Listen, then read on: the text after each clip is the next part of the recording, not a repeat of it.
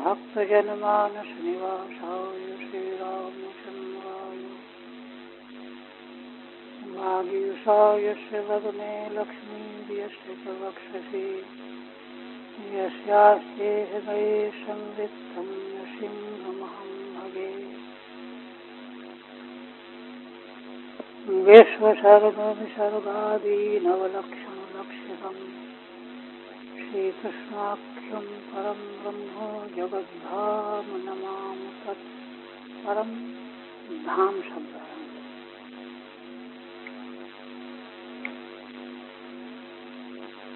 परम आदरणीय यति वृंद भक्त वृंद एवं सोते श्रीमद् भागवत के दशम स्कंध उत्तरार्ध के अंतर्गत पिछले 50वें अध्याय में जरासंध की 17 बार पराजय हुई और 18वीं बार जब पुनः वह आने वाला था तो उसके पूर्व में ही काल यवन 3 करोड़ म्लेच्छों की सेना लेकर के मथुरा नगरी को घेर लिया चारों ओर से। श्री भगवान ने जब यह देखा तो वे चिंतन करने लगे कि भाई इसने तो राजधानी को घेर लिया है, आजकल में जरासंध भी आने वाला है, हम लोग लड़ने में लग जाएंगे तो वह जरासंध आकर के हमारे स्वजनों का वध कर डालेगा या तो गिरफ्तार करके अपने यहाँ ले जाएगा। इसलिए भगवान ने यह सोचा कि एक दुर्ग की रचना करनी चाहिए। भगवान के संकल्प से ही सारी सृष्टि बनती बिगड़ती है, इसलिए उनके संकल्प से ही समुद्र के मध्य में दुर्ग और दुर्ग के मध्य में नगर द्वारिकापुरी की विश्वकर्मा के द्वारा रचना हो गई और बहुत दिव्य प्रकार का स्थान निर्मित हुआ। इंद्र आदि लोकपालों ने अपने लोगों की दिव्य वस्तुओं का प्रस्थापन कर दिया, पारिजात धर्मा सभा आदि का। भगवान ने योग माया शक्ति के द्वारा स्वजनों को वहीं पहुंचा दिया, उनको कुछ नहीं पता चला। वे तो जब सो करके जगे, सोए हुए थे यहाँ, तब उनको लगा कि अरे हम कहाँ आ गए, ये तो स्वर्ण के भवन बने हुए। और इधर बलराम जी को रक्षा का भार सौंप करके उनसे परामर्श करके मुख्य द्वार से निकल पड़े, कमल की माला गले में डाल करके कोई अस्त्र शस्त्र लिए बिना निकल पड़े। यह प्रसंग हुआ था। अब आगे अध्याय। श्रीधर स्वामी कहते हैं 1:50 अहं मुचकुंद दृशा हरि यवनम मुचकुंदेन स्तुतः सन्नन्वकंपत। श्रीधर स्वामी कहते हैं कि इस 51वें अध्याय में श्री भगवान ने मुचकुंद की दृष्टि के द्वारा काल यवन का वध करा दिया। उनकी तेजोमयी दृष्टि से, जिसका आगे प्रसंग आएगा, वध हो गया। माने वध तो भगवान ने ही किया, किंतु मुचकुंद के दृष्टि के द्वारा किया। प्रयोजक तो भगवान है, प्रेज्य कर्ता जो है मुचकुंद के नेत्र। इसके बाद यवन का वध करा करके मुचकुंदेन स्तुतः सन्नन्व कंपत, मुचकुंद को भगवान का परिचय मिला। परिचय जान करके भगवान की स्तुति की, तब भगवान ने उन पर बहुत बड़ी कृपा की। बहुत उच्च कोटि की स्तुति मुचकुंद महाराज की आगे आएगी। बड़ी भावमय स्तुति, उनका जीवन भी बड़ा धर्म। अब यहाँ एक रहस्य व्यक्त करते हैं श्रीधर स्वामी। क्या कहते हैं? यवनेन्द्र सुतात् काल यवनाद यदुभीषणात् हरिहरगिरा स्वैरम पालनाया पलायत। ऊपर से बात कर रहे। यवनेन्द्र सुतात् काल यवनात्, यवनेन्द्र का पुत्र जो काल यवन है, जिसने मथुरापुरी को घेर लिया है, उसका तो जन्म ही इसीलिए हुआ था, यदुवंशियों को भयभीत करने के लिए हुआ था। उसको वरदान था। ऐसे समय में हरि हर गिरह स्वैरम, भगवान श्री हरि शिव जी की वाणी को महत्व देने के लिए, भगवान शिव के प्रसाद से उसको यह सामर्थ्य मिला हुआ था कालयवन को। तो भगवान शिव की वाणी को आदर देने के लिए, पालन करने के लिए, स्वयं मैं स्वयं, कोई भगवान शिव ने प्रार्थना नहीं की, स्वयं ही पालनाय अपलायत, स्वयं भगवान भाग गए, भाग खड़े हुए। माने सारे यदुवंशियों को भयभीत करने का जो उसको वरदान मिला हुआ था यवनेन्द्र को, तो उसका पालन भगवान ने स्वयं भाग करके दिखाया, प्रकट किया। कहते हैं कि ये क्या कथा है, तो आगे बता रहे हैं। यदा गार्ग्यः श्यालेन सन्नः इत्युक्तः, एक बार गार्ग्य को उनके श्याल ने नपुंसक कर दी, हंसी हंसी में। साले बनोई में कुछ ऐसा रिश्ता चलता रहता। तदा यादवई उपहसिते, तो उसके कहने पर यदुवंशी जो वहां थे मौजूद हंसने लगे कि क्या कहा इन्होंने।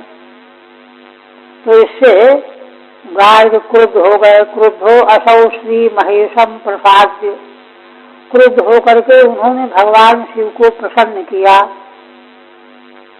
और प्रसन्न करके क्या मांगा? यद भीषणम पुत्रम वरम लब्धवान, यदुवंशियों को भयभीत करने वाला पुत्र रूप में वरदान प्राप्त कर लिया।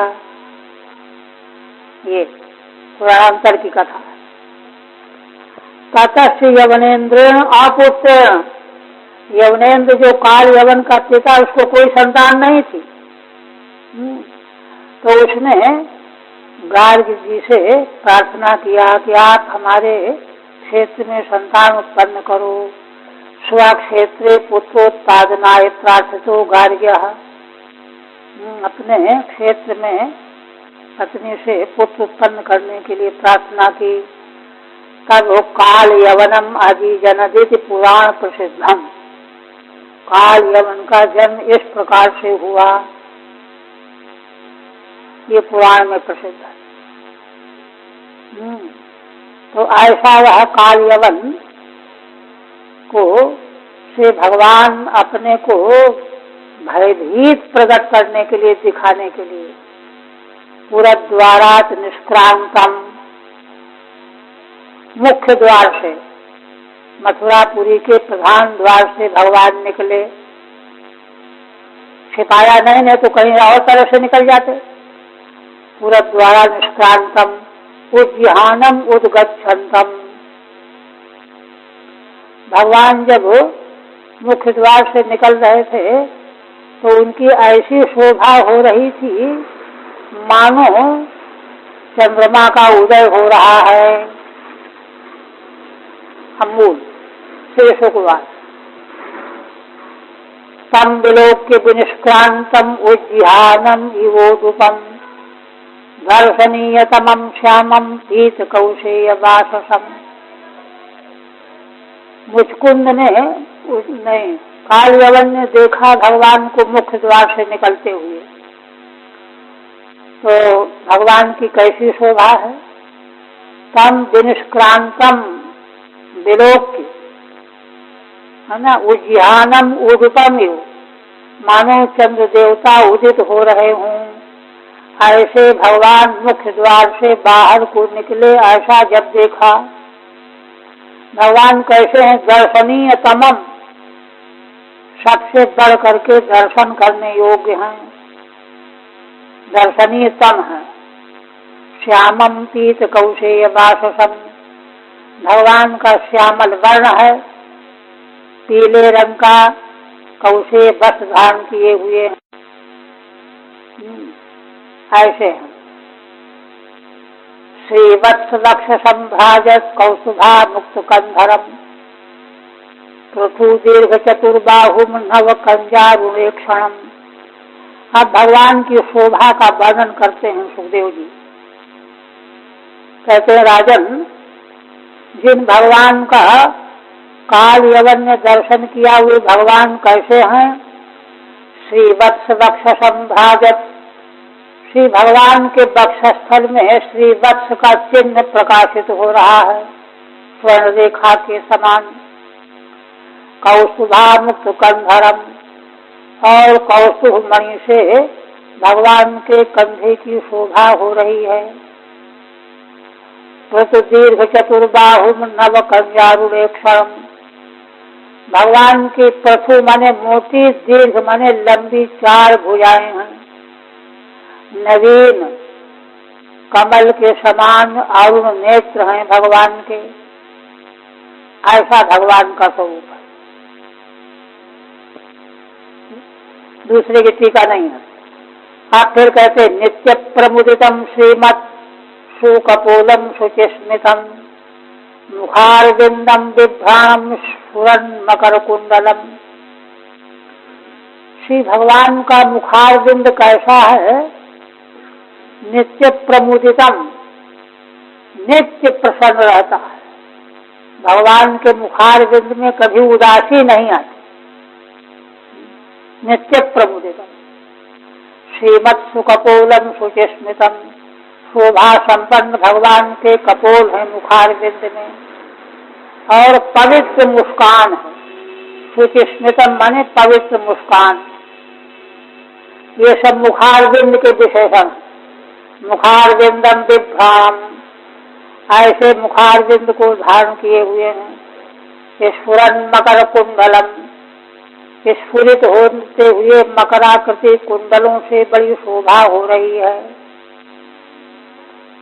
ठीक है। नित्य प्रमुदितम इत्यादि मुखारविंद विशेषण।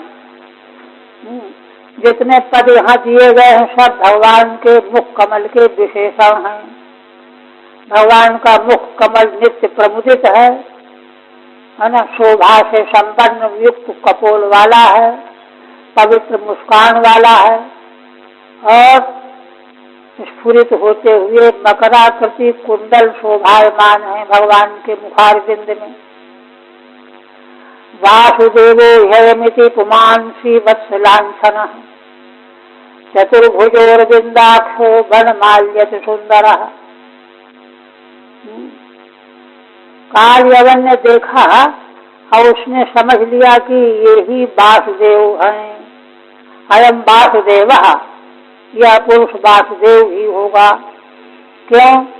श्रीवत्सलांछनः, क्योंकि श्रीवत्स के चिन्ह से चिन्हित ये दिखाई दे रहे हैं। चतुर्भुजोर्विन्दाक्षः, इनके 4 भुजाएं हैं, कमल के समान नेत्र हैं, वनमाला गले में धारण किए हुए हैं, और अतिशय सुंदर। इनसे बढ़ करके सुंदर कोई है ही नहीं। इन कारणों से, क्योंकि श्री नारद जी ने जब काल यवन को पता बताया था तो यही लक्षण बताए थे। ऐसे लक्षण वाले भगवान श्री वासुदेव हैं।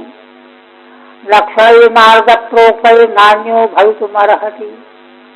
नारद जी ने जो लक्षण बताए हैं वे लक्षण इनमें पूरे के पूरे मिल रहे हैं, इसलिए नान्यो भवितुमर्हति। यह पुरुष वासुदेव के अलावा और कोई नहीं हो सकता। निरायुधश्चरत्पद्भ्याम योत्से अनेन निरायुधः।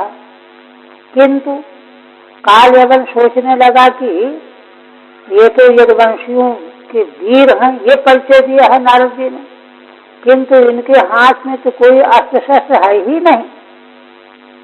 एक चलत पद्भ्याम, पैरों से चल रहे हैं, पैदल चल रहे हैं, रथ नहीं, घोड़ा नहीं, हाथी नहीं, ये क्या बात है। किंतु लक्षण तो पूरे घट रहे हैं, ये वासुदेव ही, इसलिए योत्से अनेन निरायुधा। तो ठीक है, मैं भी बिना आयुध के ही इनके साथ युद्ध करूंगा, बराबरी का युद्ध करूंगा। ठीक है। नारदोक्तैः एतैः लक्षणैः अहम पुमान् वासुदेव अयम पुमान् वासुदेव इति नान्यो भवितुमर्हति। काल यवन ने पक्का निश्चय कर लिया कि श्री नारद जी ने जो लक्षण बताए हैं उन लक्षणों से यह पुरुष युक्त मालूम पड़ता है, इसलिए ये वासुदेव ही हैं, अन्य नहीं हो सकता। किंतु अयम च निरायुधः, इनके हाथ में तो कोई आयुध नहीं है। अतो अनेन पद्भ्यामेव चलन निरायुधो अहम योत्स्यामीति। इसलिए इनके साथ मैं भी पैदल चल करके ही युद्ध करूंगा, ये तय कर लिया। इति निश्चित्य तम परामुखम प्राद्रवंतम अन्वधावदित्यन्वयः। इसका अन्वय आगे है। इति निश्चित्य यवनः प्राद्रवंतम परामुखम। श्री भगवान ने भी काल यवन को देख तो लिया, वो तो दिखाने के लिए भगवान उधर से निकले ही थे। देख करके केवल यह प्रतीत कराया कि देख करके भगवान मुंह फेर करके और भागने लगे। यवन ने देखा कि अरे ये तो मुंह फेर करके भाग रहे हैं। परामुखम प्राद्रवंतम अन्वधावत जिघर्षुष्टम, ये भी पीछे पीछे दौड़ा भगवान को पकड़ लेने के लिए। तम दुरापमपि योगिनाम, देखो जो भगवान योगियों के लिए भी दुख से प्राप्त होने योग्य हैं, उनको यह काल यवन पकड़ लेना चाहता है। पीछा किया। हस्त प्राप्त मिवात्मानम हजनासा पदे पदे नीतो दर्शयता दूरम यवनेशो द्रिकंदरम। श्री भगवान सुखदेव जी कहते हैं कि राजन, भगवान तो लीला कौतुकी हैं। वे इस प्रकार से भाग रहे थे कि मानो काल यवन ने बस पकड़ लिया, बस एक हाथ रह गया। हस्त प्राप्तम ही वो, अब हाथ से पकड़ने वाला ही है। पद पद में वह यही सोच रहा था कि अब पकड़ा अब पकड़ा, किंतु भगवान उतना अंतर बनाए रखते थे। और ऐसा करते हुए नीतो दर्शयता दूरम यवनेशो द्रिकंदरम, है ना, यह दिखाते हुए कि अब मैं पकड़ लूंगा, अब मैं पकड़ लूंगा, केवल दिखाते रहे, पकड़ में तो आने नहीं थे। बहुत दूर उसको यह प्रकट करते हुए कि मैं पकड़ लूंगा, यवनेश को पर्वत की गुफा में ले गए। आत्मानम हस्त प्राप्तम इव दर्शयता दूरम नेता इत्यन्वयः। श्री भगवान ने मानो काल यवन हाथ से पकड़ लेने वाला है, पकड़ लेगा, ऐसा प्रकट कराते हुए धीरे धीरे बहुत दूर ले गए। अच्छा, अब पीछे से क्या कह रहा है ये? नीति का उपदेश करने लगा। पलायनम यदकुले जातस्य तव नोचितम इति क्षिपन्ननुगतो नैनम प्रापाः का शुभः। भगवान की कैसी मधुर लीलाएं हैं, उनको शिक्षा दे रहा है कि अरे तुम तो यदकुल में उत्पन्न हुए हो, यदकुल में उत्पन्न होने वाले को युद्ध भूमि से भागना नहीं चाहिए, उचित नहीं है। ऐसा दंड करता हुआ, छीटाकशी करता हुआ पीछे लगा रहा। नैनम प्रापा हताशुभा, किंतु भगवान का स्पर्श नहीं कर पाया। क्यों? क्योंकि अभी उसके अशुभ पाप नष्ट नहीं हुए थे। अशुभ आहता आहता अशुभानि यस्य, जिसके पाप अभी नष्ट नहीं हुए, भगवान के मंगलमय अंग का स्पर्श निष्पाप व्यक्ति को छूने को मिलता है, इसलिए पाया नहीं। आहता अशुभो अक्षीण कर्मा, जिसके कर्मों का क्षय नहीं हुआ। एवं क्षिप्तो भी भगवान प्राविशद गिरिकंदरम सोपि प्रविष्ट तत्सान्यम शयानम ददृशे नरम। इस प्रकार से काल यवन भगवान की भर्त्सना कर रहा था, तिरस्कार कर रहा था, किंतु भगवान ने कोई ध्यान नहीं दिया। पर्वत की कंदरा में घुस गए, वह भी पीछे लगे हुआ था। सोपि प्रविष्ट तत्सान्यम शयानम ददृशे नरम। भगवान अंदर जाकर के एक तरफ खड़े हो गए। वहां पहले से मुचकुंद सोए हुए थे। भगवान ने इतना किया, अपना पीताम्बर डाल दिया उसके ऊपर, तो एक मनुष्य को सोया हुआ देखा काल यवन ने। तो देख करके क्या सोचता है? नन्वसौ दूरमामीयो शेते मामी साधुवत् इति मत्वाच्युतम मूढ़स्तम तदा समतादयत्। अच्छा देखो इसको, कितना चालाक है, मुझको इतनी दूर दौड़ा करके ले आया, अब यहाँ पर साध पुरुष की तरह से सो रहा है। यह कहा, और ऐसा मान करके कि ये भगवान वासुदेव ही हैं। इति मत्वाच्युतम मूढ़स्तम पदा समतादयत्, ऐसा मान करके उसने पादप प्रहार किया। तम शयानम अच्युतम मत्वा अतादयदिति, सोए हुए उस पुरुष को भगवान वासुदेव समझ करके पादप प्रहार किया। सौत्थाय चिरम सुप्त शनैरुन्मील्य लोचने दिशो विलोकयन् पार्श्वे तमद्राक्षीदवस्थितम्। अब पादप प्रहार किया, वो तो मुचकुंद थे, वो तो उठ गए, वो तो बहुत दिनों से सो रहे थे। चिरम सुप्त शनैः उन्मील्य लोचने, धीरे धीरे उन्होंने आंखों को मला, बहुत दिनों से गहरी नींद में सो रहे थे। दिशो विलोकयन् पार्श्वे, और चारों दिशाओं में नेत्र से देखने लगे। पार्श्व में तमद्राक्षीद अवस्थितम, अपने पार्श्व में बगल में खड़े हुए काल यवन को देखा। सतावत् तस्य रुष्टस्य दृष्टिपातेन भारत देहजेनाग्निना दग्धो भस्मसादभवत् क्षणात्। जैसे ही महाराज की दृष्टि काल यवन पर पड़ी, देखा उसको, तब तक वो क्रुद्ध हो गए थे जगाने के कारण। तो क्रुद्ध होकर के जब क्रोधाविष्ट दृष्टिपात किया, तो उससे क्या हुआ कि काल यवन के देह में आग लग गई, उसका देह जलने लगा। देहजे नागिना दग्धो भस्मसाद भगवत् क्षणा, एक क्षण में वह जल करके राख बन गया। तस्य क्रुद्धस्य दृष्टिपातेन संदीप्तो यह स्वदेह जो अग्निस्तेन। महाराज के क्रुद्ध होकर के दृष्टिपात करने से संदीप्त हो गई जो अपने देह में जो अग्नि है। माने सभी के पांचों भूत रहते हैं तो अग्नि भी रहती है देह में, तो वही अग्नि प्रज्वलित होकर के उसके देह को जला डाला। क्योंकि नेत्र भी जो है अग्नि की इंद्रिय है ना, चक्षु इंद्रिय। राजोवाद।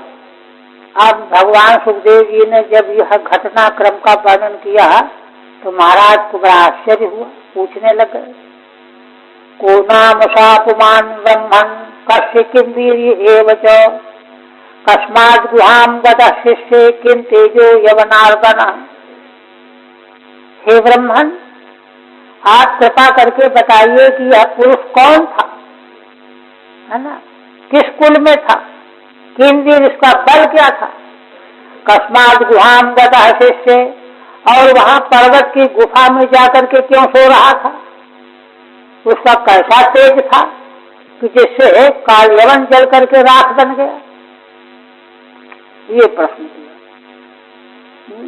यवनम अर्दयतीति हिनस्तीति तथा, जो जिनका तेज यवन को नष्ट कर देता है, तथा सा कस्य वंशः, वे महाराज किस वंश के थे, किम वीर्य, उनका बल क्या था, तीव्र प्रभावान, उनका कैसा प्रभाव था, किम तेज कस्य वीर्यम, उनका तेज कैसा था, है ना, अगर किसके बलवान पुत्र थे, पुत्र इत्यर्थ, शिष्य अशयिष्ठ, और क्या कारण है कि पर्वत की गुफा में वे सो रहे थे।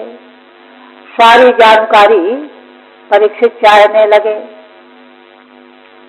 तब भगवान सुखदेव जी उत्तर देने लगे, कहने लगे, राजन देखो सुनो, सैक्ष्वाक कुले जातो मांधात्र तनयो महान मुचुकुंद ख्यातो ब्रह्मण्या सत्व संवरः।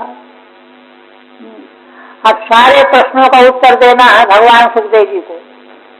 पहले कुल को बता रहे हैं, देखो ये महाराज इक्ष्वाकु के कुल में जन्म लेने वाले हैं और साक्षात मानधाता के पुत्र हैं। मानधात तनयो महान, बड़े महान हैं, इनका नाम मुचकुंद है, मुचकुंद के ख्याता। अच्छा, इनमें इतना बल तेज कहाँ से आया, तो ब्रह्मण्य सत्य संवरः, ब्राह्मणों के बड़े उच्च कोटि के भक्त हैं और सत्य संग्रह माने सत्य के प्रति, है ना, परिनिष्ठित रहने वाले हैं, और संगर माने युद्ध में भी कभी पीछे हटने वाले नहीं हैं। ऐसे ये महाराज मुचकुंद हैं।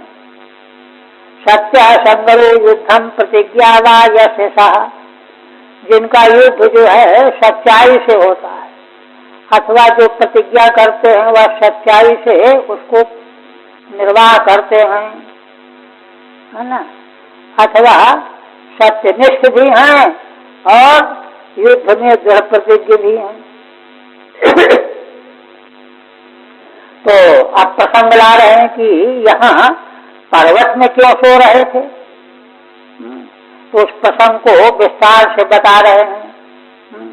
इसके बताने से कारण का मालूम पड़ जाएगा, उनकी धर्मात्मा कैसे धर्मात्मा थे, उनकी शक्ति का स्रोत क्या था, यह बात भी प्रकट हो जाएगी।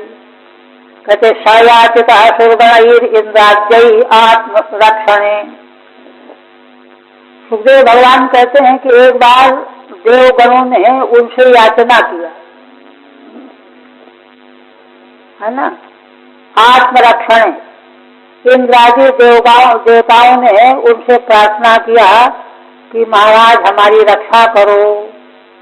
किससे रक्षा करनी थी, असुरेभ्य परित्रस्तै तद रक्षाम सो करो चिरम। हम लोग असुरों से बड़े घबराए हुए हैं, परित्रस्त हो रहे हैं। तब देवताओं की प्रार्थना को मान करके इन्होंने उनकी रक्षा की। ठीक है, लब्ध्वा गुहम ते स्वपालम मुचकुंदम अथा ब्रुवन राजन विरपताम कक्षाद भवान्ना परिपालना। थोड़े समय के बाद, कुछ वर्षों के बाद उनको स्वामी कार्तिक नाम के सेनापति मिल गए, भगवान शिव के पुत्र हैं। स्वपालम माने स्वर्ग का पालन करने वाले, उनको पा लिया। तो तब फिर उन्होंने सोचा देवताओं ने कि मुचकुंद महाराज को छुट्टी दे देनी चाहिए। तो मुचकुंद महाराज से कहने लगे देवगण, राजन विरमताम कक्षात, हे राजन अब आप कष्ट उठाना बंद कर दो, विश्राम करो। भगवान न परिपालनात्, अब तक आपने हमारा बड़ी अच्छी प्रकार से पालन किया, अब आप विश्राम कर लो।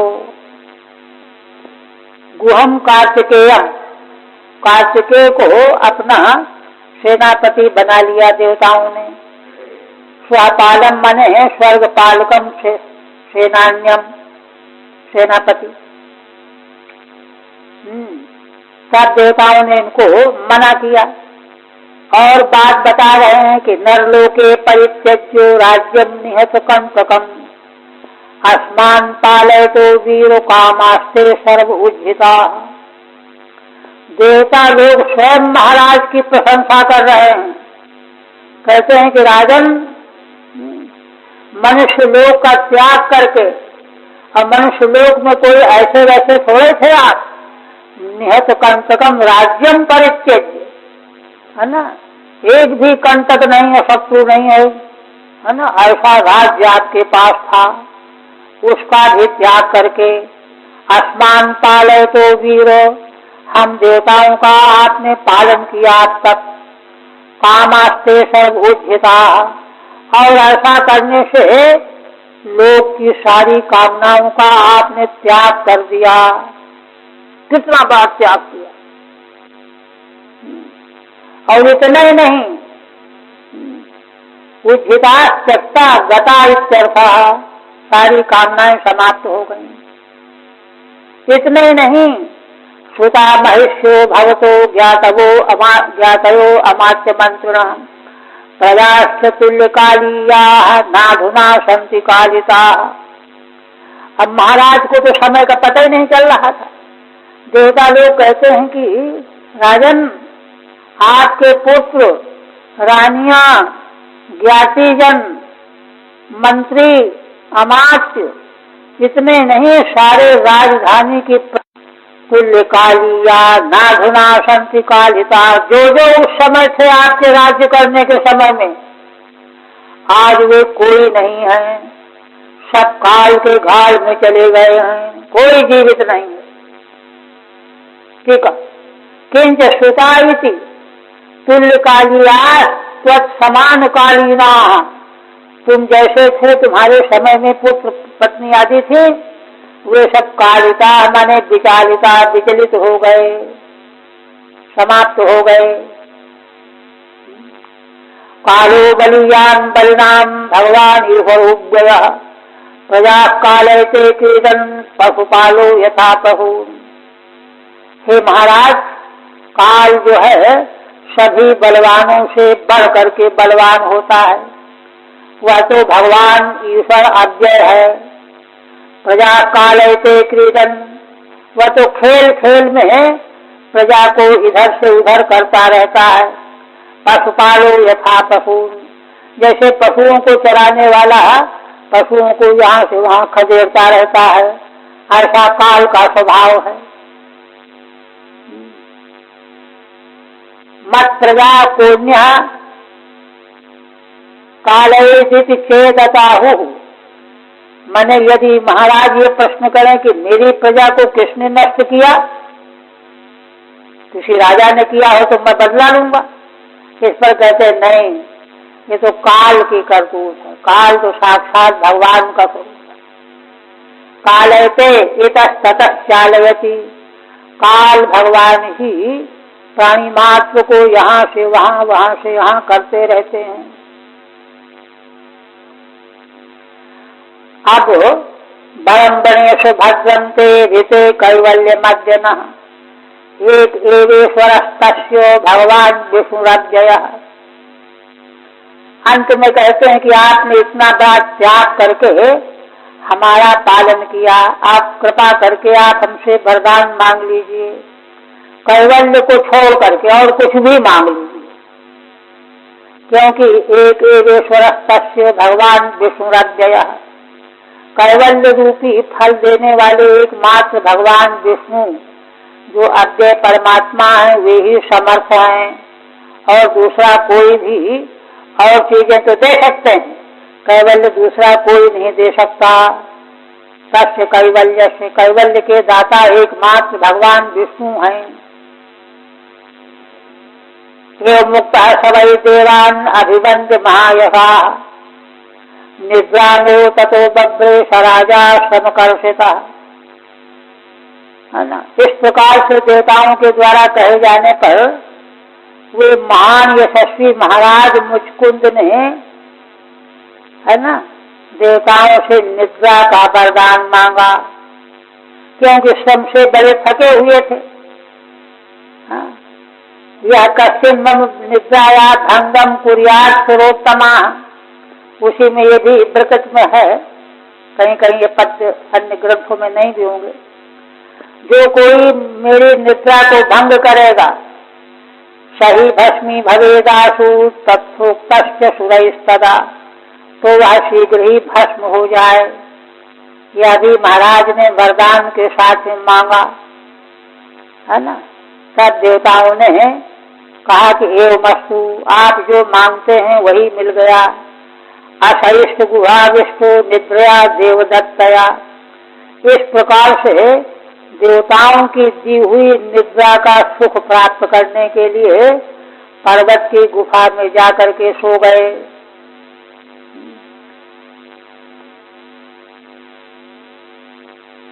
है ना, गुहायाम प्रविष्टा शेतेष्म, ये जो प्रश्न क्यों सो रहे थे ये पूछा था महाराज ने, उसका उत्तर इस तरह से दिया गया। स्वापम यातम यस्तु मध्ये बोधे त्वामचेतना सत्वया दृष्टमात्रस्तु भस्मी भवतु तत्क्षणात्। वहाँ देवताओं ने यह भी कह दिया था, जिस समय तुम सो रहे होगे बीच में कोई अज्ञानी जड़ व्यक्ति जो कोई बीच में जगा देगा, सात्वया दृष्टमात्रस्तु, तो तुम्हारे द्वारा देखने मात्र से वह तत्क्षण भस्म हो जाएगा। वही हो गया, काल यवन भस्म हो गया।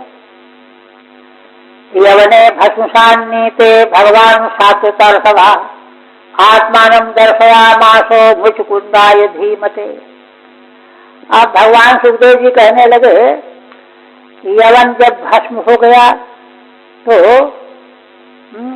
जो भगवान सात्विक वंशियों में श्रेष्ठ हैं वे बाहर आकर के, है ना, बुद्धिमान मुचकुंद को अपना दर्शन दिया। धीमते मुचकुंदाय आत्मानं दर्शयामास, बड़े बुद्धिमान थे मुचकुंद, उनको भगवान ने अपने से दर्शन दिया। अब जब मुचकुंद ने भगवान का दर्शन किया, समालोक घनश्यामम पीत कौशेय बाससम श्रीवत्स वक्ष संभ्राजत कौस्तुभेन विराजितम। तब महाराज ने भगवान का दर्शन करके, भगवान का स्वरूप कैसा है, बादल के समान श्याम वर्ण है, पीत रेशमी वस्त्र भगवान के मंगलमय विग्रह में है। श्रीवत्स वक्ष संभ्राजत, भगवान के वक्षस्थल में श्रीवत्स का चिन्ह प्रकाशित हो रहा है।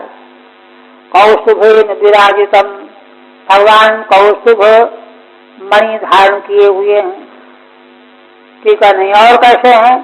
चतुर्भुजं रोचमानं भैजयन्त्या च मालया, भगवान की 4 भुजाएं हैं और वैजयंती माला के द्वारा भगवान की बड़ी शोभा हो रही है। चारु प्रसन्न बदनम स्वर्ण मकर कुंडलम, सुंदर और प्रसन्न भगवान का मुखारविंद है। स्फुरित होते हुए मकराकृति कुंडल भगवान के कानों में है। प्रेक्षणीयम लोकस्यो सानुराग स्मृति क्षणम, अतीच्य वैषम मत्त मृगेन्द्रोदार विक्रमम। कहते हैं, भगवान सुखदेव जी कहते हैं कि राजन, मुचकुंद महाराज ने देखा कि अरे ये तो मनुष्य लोक में ये ही दर्शन करने योग्य है, निर्लोक से प्रेक्षणीयम। और वस्तुओं को देखने में क्या रखा है, इन्हीं का दर्शन करना चाहिए, ही दर्शनीय है ना। सानुराग स्मृति क्षण, क्यों? उसका कारण एक और है, भगवान अनुराग पूर्ण मुस्कान युक्त नेत्र वाले हैं। भगवान सहज में जिस किसी की ओर देखते हैं तो मुस्कान पूर्ण और अनुराग पूर्ण दृष्टि से दूसरों की ओर देखते हैं। ऐसे इसलिए ये भगवान ही जो है मनुष्य लोक में दर्शन करने योग्य हैं, ऐसा कोई भी नहीं है। अतीच्य वैषम मत्त मृगेन्द्रोदार विक्रमम। श्री भगवान का जो अवस्था है बहुत ही सुंदर अवस्था है। किशोरावस्था और तारुण्य अवस्था के मध्य की अवस्था बहुत सुंदर अवस्था होती है। मत्त मृगेन्द्रोदार विक्रमम, मत वाले मृगेंद्र के समान जिन भगवान का उदार विक्रम है, बल है, शौर्य है, ऐसे भगवान को का दर्शन किया मुचकुंद ने।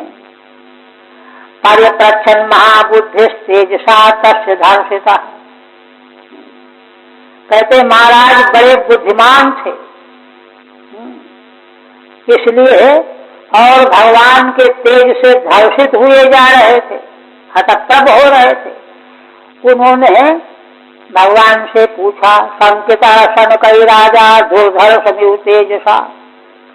धीरे धीरे भगवान से पूछने लगे, क्यों? धीरे धीरे क्यों? क्योंकि भगवान के तेज से वे सशंकित हो रहे थे। दुर्धर्ष था तेज भगवान का। धर्षितो माने अभिभूता, दुर्धर्षम अप्रधर्ष्यम। भगवान के तेज से महाराज मुचकुंद स्वयं धर्षित हो रहे थे, अभिभूत हो रहे थे, दबे जा रहे थे। और भगवान की ओर देखना तो संभव नहीं था। दुर्धर्ष थे भगवान, अप्रधर्ष्य हैं। कोई जबरदस्ती चाहे कि मैं देख के मानूंगा तो थोड़ी देर देखने के बाद नेत्र लौट जाएगा, देख ही नहीं सकता, है ना। प्रधर्ष, अप्रधर्ष। मुचकुंद हुआ तो तब महान बुद्धिमान। महाराज मुचकुंद बड़े बुद्धिमान थे, ये 2 बार विशेषण दिया गया उनका। वे क्या कह रहे हैं, को भवान ही संप्राप्तो विपिने गिरि गहुवरे पदभ्याम पद्मपलासाभ्याम विचर शुरुकंटके। ये बताओ कि आप कौन हैं, जंगल में किस लिए आए हैं, और जंगल में भी गिर गहुवरे जो पर्वत का गहवर भाग है, कांटा खूंटी भरे पड़े हैं। तीसरी बात पदभ्याम पद पलासाभ्याम, आपके चरण तो कमल के पत्ते के समान अत्यंत कोमल हैं। इन चरणों से जहाँ जिस जंगल में कांटे ही कांटे भरे हुए वहाँ विचरण कर रहे हो, पूर्व कंठ के विचरसी। आखिर आप हो कौन, यहाँ क्यों आए हो?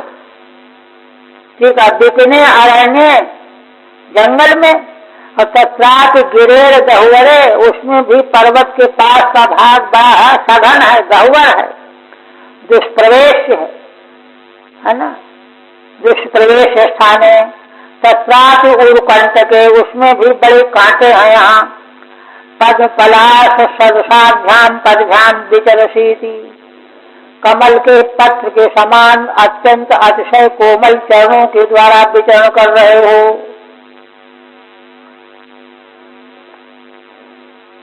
किंचित तेजस्वी नाम तेजो, अच्छा ठीक है, कहते हैं किंचित तेजस्विनाम तेजो भगवान वा विभावसु सूर्य सोमो महेंद्रो वा लोकपालो परोपि वा। विकल्प करते हैं, हे भगवान आप सारे तेजस्वियों का तेज ही एकत्र होकर के तो नहीं आ गए हो, अथवा भगवान अग्नि तो नहीं हो, अथवा सूर्य चंद्रमा महेंद्र माने इंद्र या अन्य कोई लोकपाल वरुण कुबेर वगैरह, अथवा पर कोई हूं, इनसे परे कोई हूं। तेजो मूर्ति प्रभाव दीप्तिर्वा। कहते हैं कि इस तरह से कल्पना तो कर रहे हैं किंतु संतोष नहीं हो रहा, अपनी कल्पना में संतोष नहीं हो रहा। तब फिर क्या कहने लगे, मन्ये त्वाम देव देवानाम त्रयाणाम पुरुषर्षभम। मुझको तो ऐसा लगता है कि त्रिदेव ब्रह्मा विष्णु महेश इनमें तीनों में आप पुरुषर्षभ भगवान विष्णु मालूम पड़ते हैं। यद बाध से गुहाध्वांतम प्रदीप प्रभया यथा। क्योंकि देखिए आप इस गुफा के अंधकार को बाधित कर रहे हैं अपने तेज के द्वारा। पहले कल्पना किया कि आप अग्नि तो नहीं हो, सूर्य तो नहीं हो, चंद्रमा तो नहीं हो, किंतु संतुष्टि नहीं हुई महाराज को। नहीं कोई और चीज है ये। पुरुषर्षभम मन श्री विष्णु गुहाध्वांतम अंतस्तमः। गुहा का ध्वांत माने गुहा भीतर होती है, अंतस्तम को नष्ट कर रहे हैं आप। सुषुताम अब्दलीकम अस्माकम नरपुंगव स्वजन्म कर्म गोत्रम वा कथ्यताम यदि रोचते। हम महाराज प्रार्थना करते हैं, देखिए किसी से कोई बात पूछनी हो तो विनम्रता पूर्वक पूछनी चाहिए। ऐसा नहीं कि आदेश दे दो, बोलो कौन हो, कहाँ से आए हो, क्यों आए हो, ऐसा नहीं। क्योंकि महाबुद्धिमान कहा है ना, उनका विशेषण है। तो क्या कह रहे हैं कि भगवान सुषुप्ताम अब्दलीकम, हम निश्चल भाव से आपका परिचय जानना चाहते हैं। हमारे भीतर कोई छल कपट नहीं है। अब्दलीकम अस्माकम नरपुंगवो, निश्चल भाव से हम केवल आपके संबंध में जानना चाहते हैं। आप नरपुंगव हैं। स्वजन्म कर्म गोत्रम वा कथ्यताम यदि रोचते। आप अपना जन्म कर्म और गोत्र बताइए। हाँ, यदि आपको अच्छा लगे बताने में तो यदि रोचते, बाध्यता नहीं है कि बताना पड़ेगा। तो कहते हैं अच्छा तुम दूसरे के बारे में जानकारी लेना चाहे तो पहले अपनी जानकारी दो। देखिए भगवान ने तो कुछ कहा ही नहीं, किंतु अपने से जो है न्याय नीति को समझ करके कह रहे, बुद्धिमान है ना, कि अपनी जानकारी तो देनी चाहिए। तुम कौन पूछने वाले हो, तुम कौन हो, तुम कहाँ से आए। तो अपना परिचय देने लगे। वयम तो पुरुषव्याघ्रो ऐक्ष्वाका क्षत्र बंधव मुचुकुंद इति प्रोक्तो यौवनास्वात्मज प्रभो। हे भगवान, अगर आप हमारे बारे में जानना चाहते हो, हे पुरुषों में व्याघ्र, तो हम लोग इक्ष्वाकु वंशी हैं। बहुवचन का प्रयोग इसलिए है कि वंश में तो बहुत संतानें होती है ना, इसलिए बहुवचन है ना। देखिए एक बात और, क्षत्र बंधवा का विशेषण दे रहे हैं। माने क्षत्रिय जो अपने धर्म के मार्ग को छोड़ देता है वह निंदित क्षत्रिय हो जाता है। तो हम लोग निंदित क्षत्रियों में हैं। क्यों? क्योंकि मनुष्य जीवन का धर्म, अंतिम धर्म क्या है ना, वर्णाश्रम का पालन करते हुए परम धर्म भगवान के चरणों की आराधना करना है। तो उससे हम लोग दूर बने हुए हैं, इसलिए क्षत्र बंधवा हैं।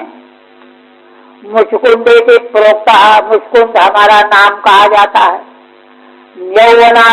यौवनास्वात्मज प्रभो, यौवनाश के पुत्र मानधाता, मानधाता का मैं पुत्र हूँ। वयम त्वेति वंशाभिप्राय बहुवचनम, है ना, वंश की परंपरा की दृष्टि से बहुवचन का प्रयोग है।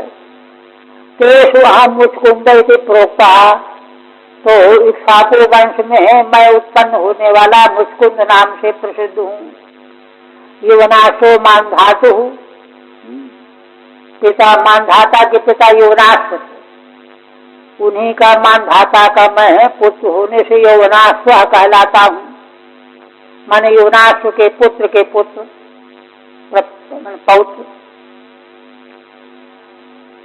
फिर कहते हैं चिरप्रजागर शांतो निद्रा कहतेन्द्रिय। सारी बात भगवान से जब सारा करके पूछ रहे हैं कि यहाँ क्यों घूम रहे हैं, क्यों आ गए, यहाँ कौन है, कहाँ से आए हैं, तो अपनी भी सारी बात बता रहे हैं। चिरप्रजागर शांतो निद्रा कहतेन्द्रिय, मैं बहुत दिनों से जग रहा था, थका हुआ था, निद्रा गहरी आ गई थी, मेरी इंद्रियां बेहोश हो गई थी। शयस्मिन् विजने कामम केनात्युत्थापितो धुना, यहाँ एकांत स्थान में स्वेच्छा से मैं सो रहा था, किंतु किसी ने आकर के मुझको जगा दिया, अभी जगा दिया। शोक भस्मीकृतो नूनम आत्मीये नैवपापमना, अनंतरम भवान श्रीमान लक्षितो अमित्र सातना, किंतु वह भी निश्चित रूप से अपने ही पाप कर्म के द्वारा भस्म हो गया। इसके बाद, उसके भस्म हो जाने के बाद अनंतरम भवान श्रीमान लक्षितो अमित्र सातना, इसके बाद आप मेरे लक्ष्य में आए। आप अमित्र माने शत्रुओं का नाश करने वाले हैं। तेजसा ते विषयेन भूरि द्रष्टुम न शक्नुमः, हतौजसो महाभागो मान्योषि देहि नाम। पुनः कहते हैं कि हे भगवान, आपका तेज अतिशय है ना, अतिशय तेज वाले होने से मैं आपकी ओर बड़ी देर तक देख नहीं सकता हूँ। भूरि द्रष्टुम न शक्नुमः, और कोई भी नहीं देख सकता, बहुवचन करते हैं। हतौजसो महाभागो मान्योषि देहि नाम, हमारा उत्साह हत हो गया है, हे महान भाग, माननीयोषि देहि नाम, आप देहधारी जीवों के माननीय आदरणीय हो। एवं संभाषितो राज्ञा भगवान भूत भावना, प्रत्याप्रहसन वाण्या मेघनाद गभीरया। भगवान सुखदेव जी कहते हैं कि राजन, इस प्रकार से जब महाराज ने भगवान को अपना परिचय देकर के बताया, तो भगवान जो प्राणियों का पालन करने वाले, भूतानि भावयति भूत भावना, भावयति माने पालयति, वे भगवान प्रत्याप्रहसन वाण्या मेघनाद गंभीरया, मेघनाद, मेघ के समान गंभीर नाद वाली वाणी से भगवान मुस्कुराते हुए बोले। भगवान की वाणी गंभीर है, मुस्कुराते हुए भगवान बोले। श्री भगवान वाच, भगवान कहते हैं कि देखो, जन्म कर्माभिधानानि सन्ति मेघ सहस्रशः, न शक्यन्तेऽनुसंख्यातुम् अनन्तत्वान् मयापि। देखो, मेरे जन्म, कर्म और नाम हजारों की संख्या में है। हजार ही नहीं, सहस्रशः बहुवचन है, हजारों की संख्या में है ना। अब उनकी कोई गिनती करना चाहे तो गिनती नहीं कर सकता। न शक्यन्तेऽनुसंख्यातुम् अनन्तत्वान् मयापि।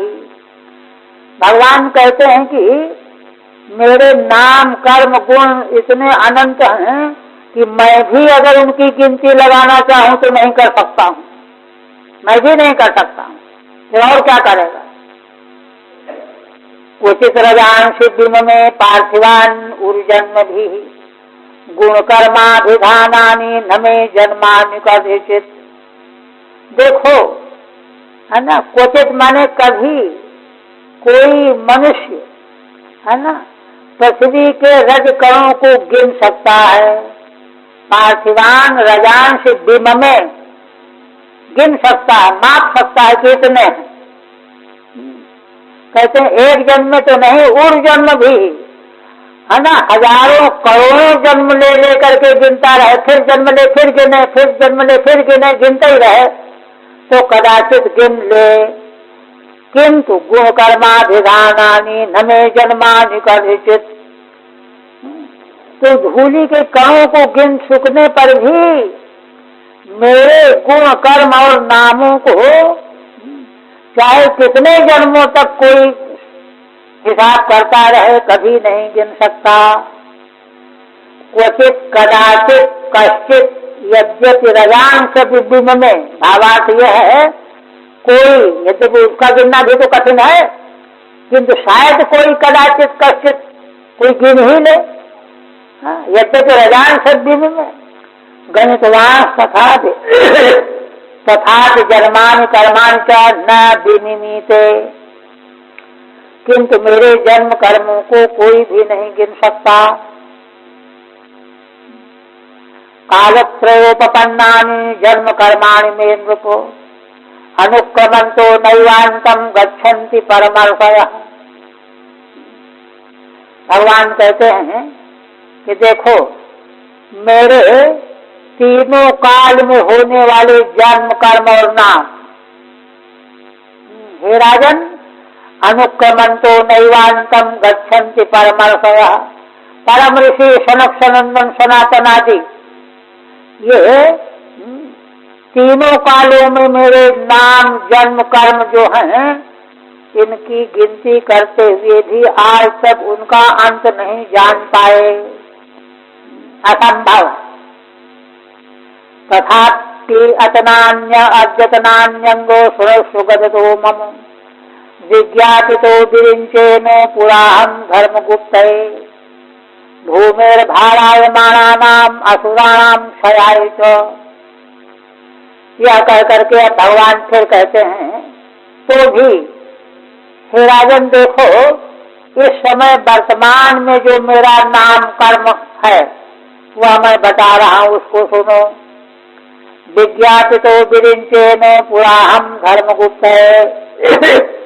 पहले विरिंच माने ब्रह्मा जी ने धर्म की रक्षा करने के लिए मुझसे प्रार्थना की थी, पृथ्वी का भार उतारने की भी प्रार्थना की थी।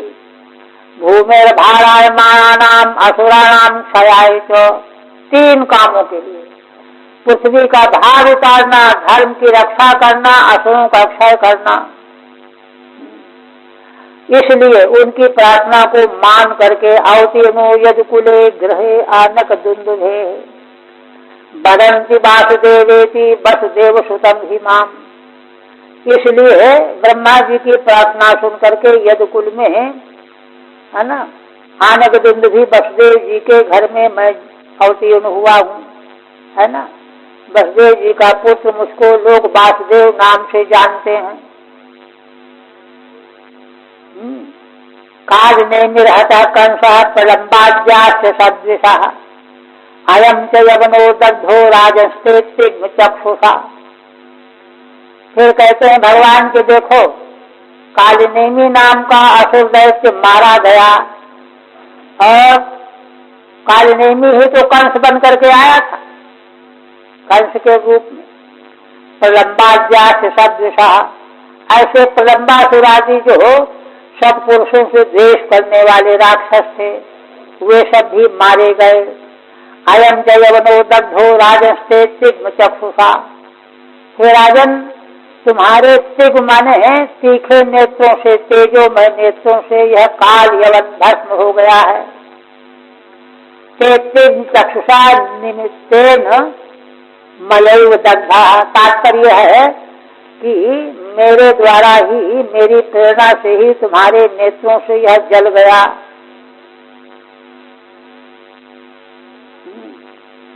सोहम तवानुग्रहार्थम गुहामेतामुपागतः प्रार्थितः प्रसुरम पूर्वम त्वयाहं भक्तवत्सलः। ऐसा मैं। अब भगवान कहते हैं कि यहाँ क्यों घूम रहे हैं, ये भी तो प्रश्न था महाराज का, मुचकुंद का। तो भगवान कहते हैं कि मैं यहाँ क्यों आया सुनो। सोहम तवानुग्रहार्थम गुहामेतामुपागतः। देखिए, मैं तुम पर अनुग्रह करने के लिए इस गुहा में चला आया था। अब वहाँ देखिए, पीछे के घटनाक्रम का किसी को अर्थ यह नहीं लगाना चाहिए कि भगवान तो इसलिए भागे कि मुचकुंद के द्वारा जो है इसका उद्धार होगा, मरेगा या, इसलिए भगवान मथुरा से चले आए, है ना। भगवान के तो हजारों हथकंडे हैं, किंतु मुख्य रूप से अपने भक्त का अनुग्रह करना चाहते थे भगवान। सोहम तवानुग्रहार्थम गुहामेतामुपागतः। मैं तुम्हारे ऊपर अनुग्रह करने के लिए इस गुहा में आ गया हूँ। प्रार्थितः प्रचुरम पूर्वम त्वयाहम भक्तवत्सलः। देखो राजन, तुमने मेरा बहुत बार पहले मेरी प्रार्थना की है। प्रचुरम प्रार्थितः, भगवान की बार बार प्रार्थना करते रहनी चाहिए, तब भगवान प्रसन्न होकर के दर्शन दे देते हैं, अनुग्रह करते हैं। इसलिए मैं अनुग्रह करने के लिए आ गया हूँ उस गुहा में। त्वयाहम भक्तवत्सलः, है ना। तुमने मेरी बड़ी प्रार्थना की है, दर्शन की आकांक्षा भी थी, और मैं भक्तों के प्रति वात्सल्य भाव रखने वाला हूँ, इसलिए जोड़ मिल गया। ठीक है नहीं। बरान गणेश्वराजर से सर्वान कामान ददामि ते, माम प्रपन्नो जना कश्चिन्न भूयो अर्हति शोचितुम। अब भगवान अंत में कहते हैं कि हे राजन, हे राजर से तुम मुझसे वर मांग लो। अब बरान में देखिए बहुवचन है, हाँ, एक वचन नहीं कि एक कोई वर मांग लो। बरान 10-20 जितने वरदान चाहो मांग लो। सर्वान कामान ददामि ते, खोल दिया भगवान, मैं तुमको सारी कामनाएं तुमको दे दूंगा, इसलिए चाहे जितने वरदान चाहो मांग लो। माम प्रपन्नो जना कश्चित्। भगवान कहते हैं कि देखो, जो मेरी शरण में आ जाता है, कोई भी हो, मेरी शरण में जो आ जाता है, प्रपन्न हो जाता है, वह कश्चित ना भूयो अर्हति शोचितुम। तो उसको फिर जीवन में आगे फिर शोक नहीं करना पड़ता कि अरे हम राजा नहीं बन पाए, अरे हमको ये नहीं मिल पाया, अरे हमको ये नहीं हुआ। उसको फिर किसी कामना के लिए, किसी वस्तु के लिए, किसी भावना के लिए उसको शोक करना ही नहीं पड़ता। शोक करने के योग्य हो रहता ही नहीं है। शोचितुम भूयः न अर्हति, इसके योग्य रह ही नहीं जाता।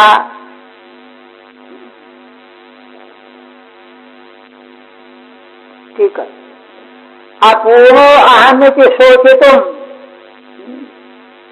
कि मैं अपूर्ण ही हूँ। अरे इतने दिनों से आराधना कर रहा हूँ, साधन कर रहा हूँ, लेकिन अभी तक मुझको यह नहीं मिला, वह नहीं मिला। ये तो अपूर्णता है, अपूर्णता की अनुभूति अपूर्णता है ना। तो अपूर्णो अहमिति शोचितुम, ऐसा शोक करने के योग्य वह रह ही नहीं जाता। जो मेरी शरण ग्रहण कर लेता है, यही तो यथार्थ है, अकाट्य है सिद्धांत। यद्वा अन्यैर्दत्तेषु वरेषु क्षीयमाणेषु यथा शोचति। दूसरी व्याख्या और करते हैं, श्रीधर स्वामी कहते हैं कि देखो, दूसरों के द्वारा जो वरदान मिलते भी हैं, है ना, उनका क्या होता है, नष्ट हो जाते हैं, थोड़े दिनों में खत्म हो जाते हैं, क्षीण हो जाते हैं। फिर शोक करना पड़ता है। अब फिर जो है प्रार्थना करो, फिर अनुष्ठान करो, है ना। नैवम माम प्रपन्ना, मेरे शरण में आने के बाद उसको फिर ऐसा नहीं होता। मेरे द्वारा दिए गए वरदान अक्षय होते हैं, अविनाशी होते हैं। मद्दत्त वराणाम अक्षयत्वादिति भावः।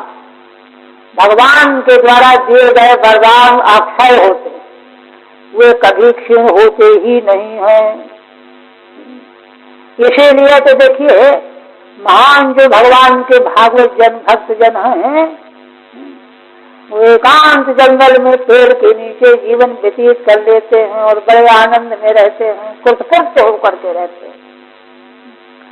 तो ऐसे संतों के बारे में सुनने को मिलता है कि एक दिन में रोटी मांग के ले आए, 7 दिन तक उन्हीं को भिगो करके नमक डाल के खा लेते, फिर 7 दिन के बाद जाए। कितना कठिन तप है। किंतु भगवत प्रेम जो है उनको कृतकृत्य बनाए रखता है।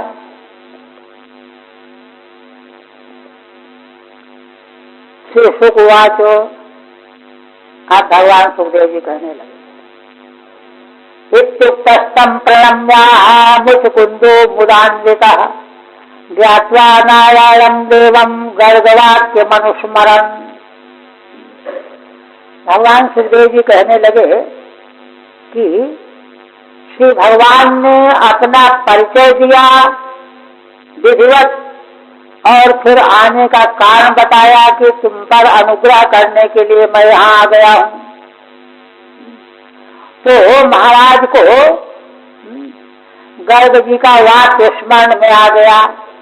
बहुत पहले की घटना थी कि भगवान आगे चल करके अवतार लेंगे, तो उनका वह वाक्य याद आ गया। उस वाक्य के द्वारा उनको मालूम पड़ गया कि ये तो साक्षात नारायण भगवान विष्णु हैं।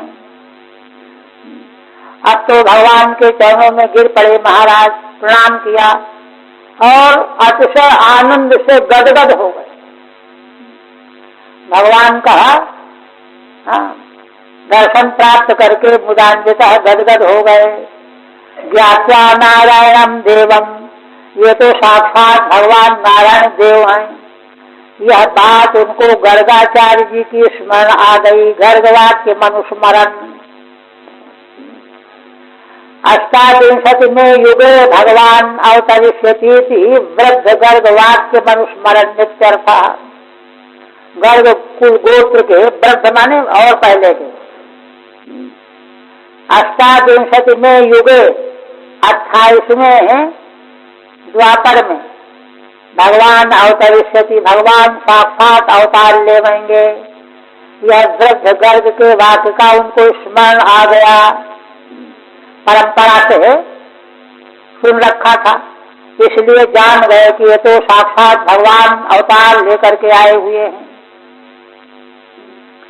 अब गदगद होकर के, प्रसन्न होकर के भगवान की स्तुति करने लगे। एक एक कर देते हैं, फिर और तो कल होगा।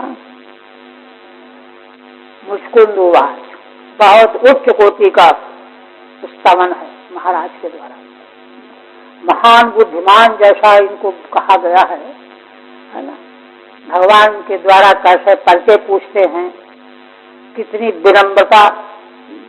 और देखिए, भगवान को अपने से बताया, भगवान के बारे में पूछा, उनको ख्याल आया कि अरे भगवान के बारे में इतनी जानकारी हम लेना चाहते, अपने बारे में हमने बताया ही नहीं। अपने बारे में बताया और अपने बारे में सबको बताया कि यहाँ मैं सो रहा था। यह नहीं बताया कि देवताओं की प्रार्थना से मैं असुरों से उनकी रक्षा करने के लिए गया हुआ था और ये हो गया, ये हो गया, वो कुछ नहीं बताया। सो रहा था बस, कोई आके जगा दिया और ऐसा हो गया, वैसा हो गया। ये बुद्धिमत्ता। अपने गुणों को, अपने महिमा को व्यक्ति जो है ख्यापन करता ही नहीं है, ये विशेषता है। तब देखिए क्या कहते हैं, और इतने बुद्धिमान, इतने गुणज्ञ होते हुए भी इनकी विनम्रता की पराकाष्ठा आगे दिखाई पड़ेगी। ठीक हो गई ना इसकी। मुचकुंदवाचो विमोहितोऽयं जन ईश मायया त्वदीयया त्वां न भजत्यनर्थदृक् सुखाय दुःख प्रभवेषु सज्जते गृहेषु योषित पुरुषस्य वंचितः। भगवान ने अंत में कहा कि सैकड़ों हजारों जितने चाहो वरदान मांग लो, किंतु महाराज के मन में एक भी वरदान पाने की इच्छा नहीं, बल्कि जो वरदान चाहने वाले हैं, संसार की किसी भी वस्तु में जो रम रहे हैं, उनके संबंध में खेद व्यक्त करते हैं, अपने लिए भी खेद व्यक्त करते हैं। कहते हैं कि हे ईश, यह मनुष्य जीव है ना, त्वदीया माया विमोहिता, सारा संसार आपकी मंगलमयी माया से विमोहित हो रहा है। क्यों? क्योंकि स्वाम न भजन्ते नरसदृक्, भगवान का भजन करना चाहिए। संसार भगवान ने इसलिए बनाया है कि जीव भगवान को प्राप्त कर ले।